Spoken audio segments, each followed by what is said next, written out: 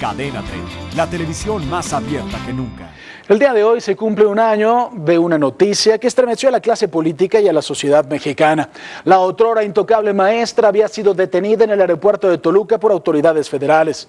Cuentan quienes conocieron a Elbester Gordillo en sus inicios en la vida sindical que era una mujer muy sencilla, entre humilde y sencilla. Su automóvil, alejado de las lujosas camionetas que utilizó hasta ser capturada por la justicia, era un Volkswagen sedán viejo y vivía en un departamento en la colonia Narvarte, presuntamente en la calle de Yacatas, en donde, confiesa una de sus exparejas, había ratones. Desde entonces tuvo su primer acercamiento con los roedores, a quienes se unió posteriormente como un miembro de honor de la pobreza, de la humillación.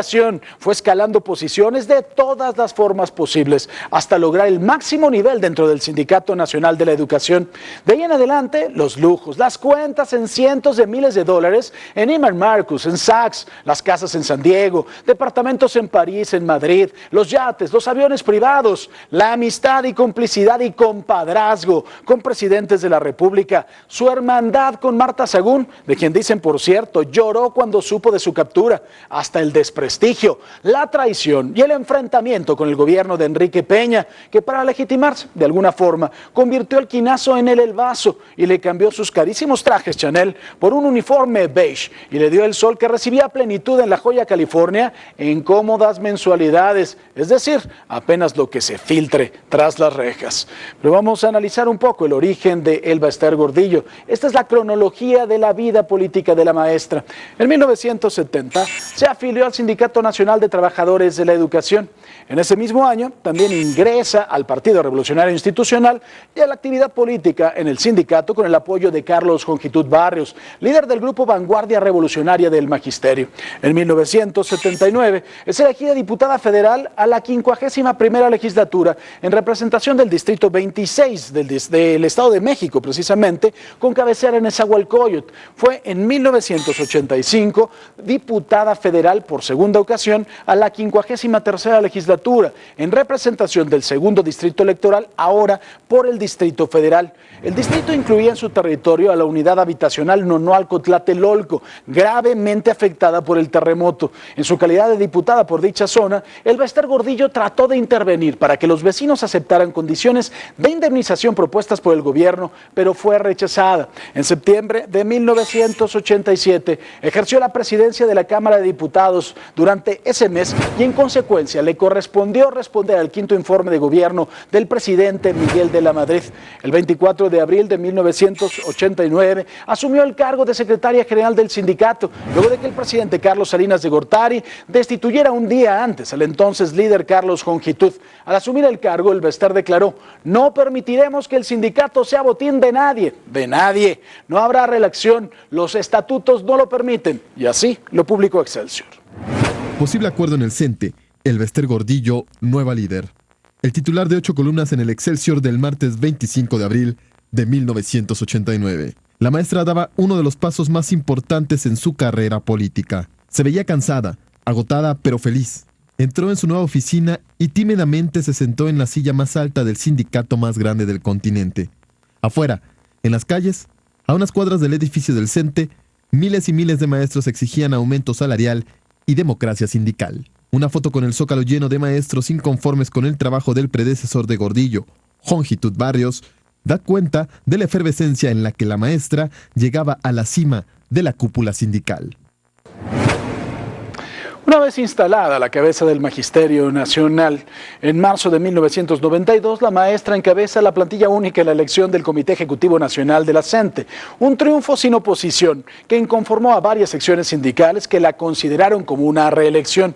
Y en el 2002 también, por supuesto, solo le alcanza para ser secretaria general del partido. Ese mismo año contendió sin éxito, junto con Roberto Madrazo, por la presidencia nacional del PRI en las elecciones internas del tricolor. En noviembre del 2003 empezaron los problemas para Elbester Gordillo porque fue desconocida por sus propios compañeros como coordinadora de la bancada en la Cámara de Diputados.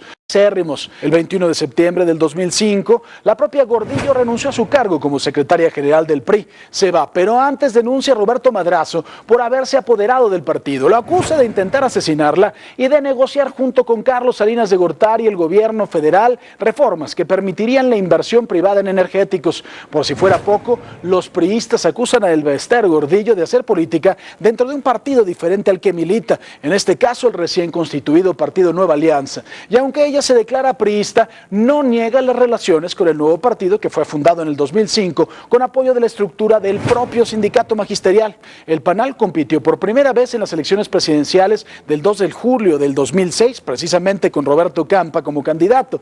Aquellos comicios fueron ganados por el panista Felipe Calderón ante el escaso margen de votos con los que se decide la elección, alrededor de 236,000, es decir, un 0.56% en favor del PAN.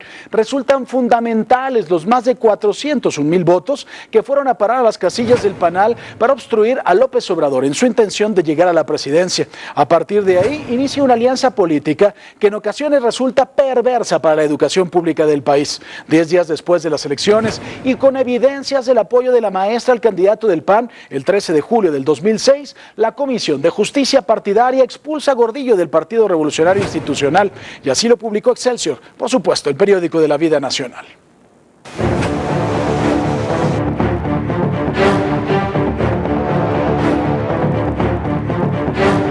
Julio de 2006. Se hacía oficial. Elbester Gordillo dejaba las filas del PRI.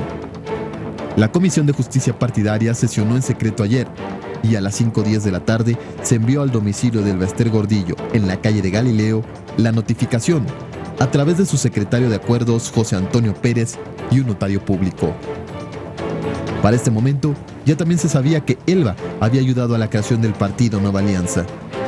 Aún le faltaba por vivir el episodio más trágico de su historia.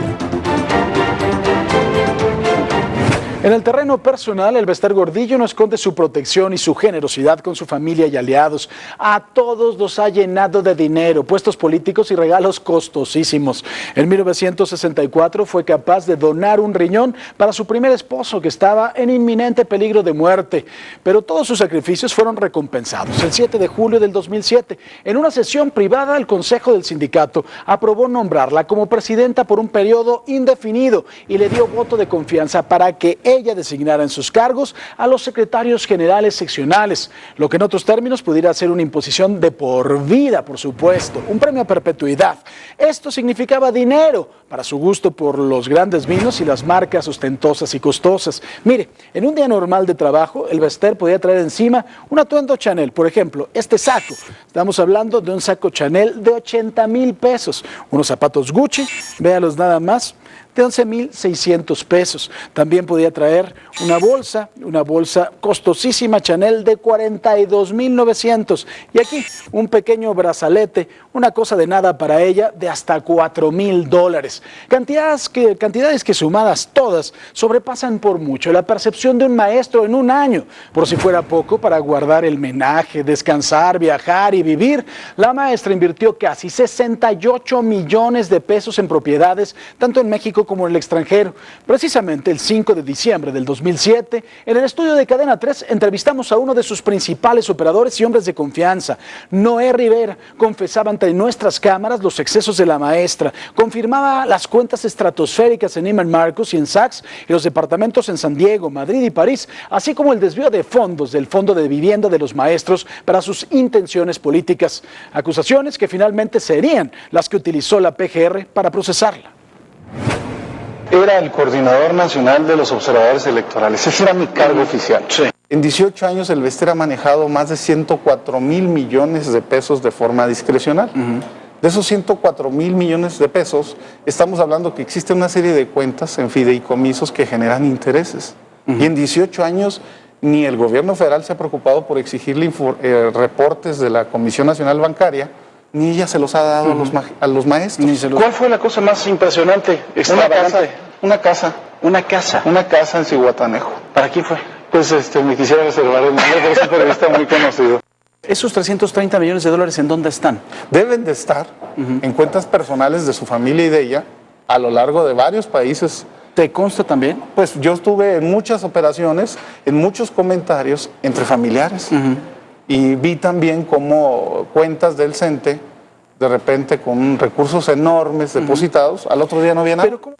Pero la maestra demostró que no todo el dinero del sindicato era para ella. ¿Quién puede olvidar que en el 2008 Gordillo Morales fue criticada por haber regalado 59 Hummers, equivalentes a 21.830.000 pesos a los líderes seccionales del magisterio? Cabe destacar que días antes había demandado al gobierno federal ampliar el presupuesto para la educación por casi 5.000 millones de pesos por la supuesta falta de recursos a dicho sector.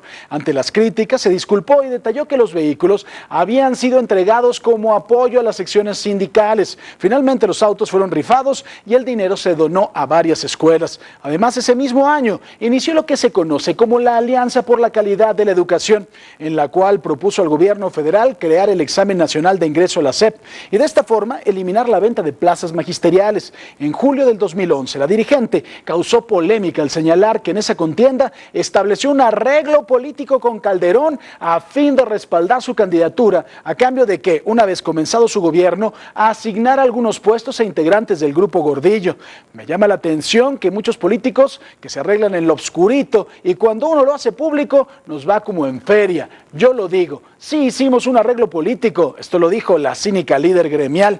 En febrero del 2012 se reveló que el sindicato a su mando recibió entre el 2000 y el 2009 más de 1.138 millones de pesos por parte de la SEP por concepto de cuotas sindicales. El manejo y destino final de estos recursos, por supuesto, se desconoce. Estas cantidades hay que sumarlas año con año para tratar de imaginar el caudal de dinero que amasó esta lideresa durante 23 años al frente del sindicato. Fue acusada de todo, de asesinato de rivales, de malversar fondos, de nexos con el crimen organizado, de complot, de traición, hasta que su suerte y la de la educación en México cambió. El 6 de febrero del 2013, en su cumpleaños 68, la maestra daría su último mensaje, retaría a todos, escribiría su epitafio. Ni amenazas, ni nada me van a intimidar. Para morir nací, quiero morir con un epitafio. Aquí yace una guerrera. Como guerrera murió. El 26 de febrero del 2013, la hasta entonces intocable maestra fue detenida en el Aeropuerto Internacional Adolfo López Mateos de la ciudad de Toluca, en el Estado de México, por elementos de la Procuraduría General de la República. El delito, operación con recursos de procedencia ilícita, ingresando el mismo día en el penal femenil de Santa Marta, Acatitla. Y de esta manera, Excelsior también le dio cobertura. Hacía apenas 17 días que Excelsior había reproducido el epitafio que la misma Elba Ester sugirió. Aquí yace una guerrera y como guerrera murió. Elba Ester a la cárcel. Titular a 8 columnas del número 34.874. El 23 de febrero del presente año, 2013, se ejerció la acción penal correspondiente contra la señora Elba Ester Gordillo Morales, obteniéndose la orden de aprehensión liberada el día 24 de febrero por el juez sexto de distrito de procesos penales, ejecutándose la misma el día de ayer, hace unos momentos, anunció el procurador Murillo Karam. Movimientos inusuales en su cuenta despertaron las sospechas en la PGR, que inició con la investigación y derivó en su captura. Sus millonarias compras de gustos excéntricos que su estadía en el poder le permitió cultivar, se convirtieron en el comienzo de su caída definitiva. Lejos quedaba aquella maestra tímida que se sentó por primera vez, en 1989, en la silla del Sindicato de Maestros. Informó Abraham Nava.